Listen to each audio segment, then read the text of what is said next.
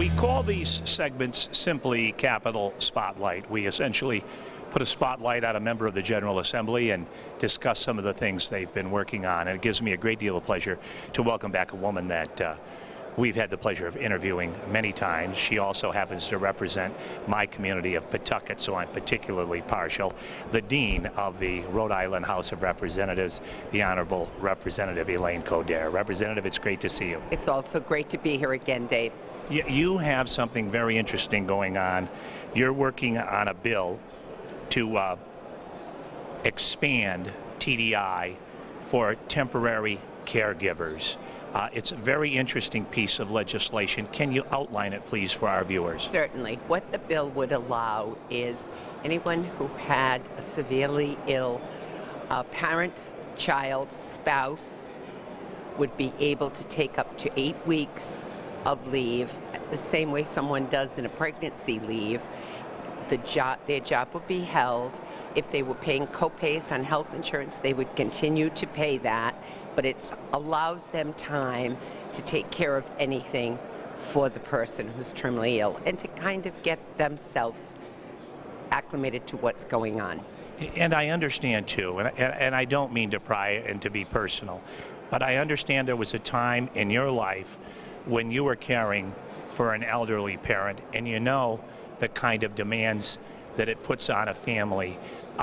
Were you thinking of this as you were working on this legislation? Absolutely. When Gail Golden, who wasn't a senator last year, came to me from the Women's Fund and explained what they wanted to do and said that 6 other states did this, I was really interested in it, and we worked together on it. Unfortunately, we didn't succeed last year, so we're back this year making sure that we inform everyone of what we're trying to do and how it be. It's also an important point that no taxpayer money is involved in this payment.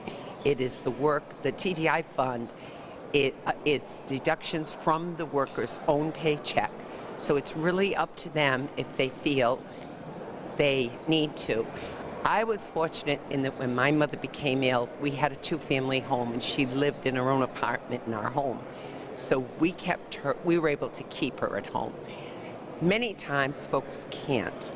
And if you need to find a place that fits their illness and what you want to feel comfortable with, a couple of weeks is a good time. You can't just walk into a facility and say, okay, we'll be here on Tuesday. You need a lot more of a feel of how your family member is going to be cared for, and is it the right thing to do.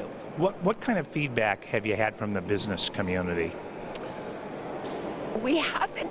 The only community that was real concerned, and I can understand their concern, are the small construction companies where it could delay a job or a contract if they've only got 6 to 10 employees and somebody is allowed to take 8 weeks off and not be able to be replaced. I understand that problem. On the whole, everyone has been very supportive. You know, my good friend and yours, Herb Weiss, I read in the Pawtucket Times his column recently where he talked about this legislation and the positive things that go along with it. And one of the things he said in the conclusion of his column that I read was that Rhode Island would be sending a message to the rest of the country that we really care about families. And what a great message to send. Family friendly is the one label we're proud to have on this bill. Well, listen, Representative Coderre, you have worked in this chamber a long time. You work very, very hard on behalf of your constituents. I thank you so much for taking time out of your day right before session to talk with us. I wish you good luck with this legislation. Thank you. It's always a pleasure to have Representative Coderre here.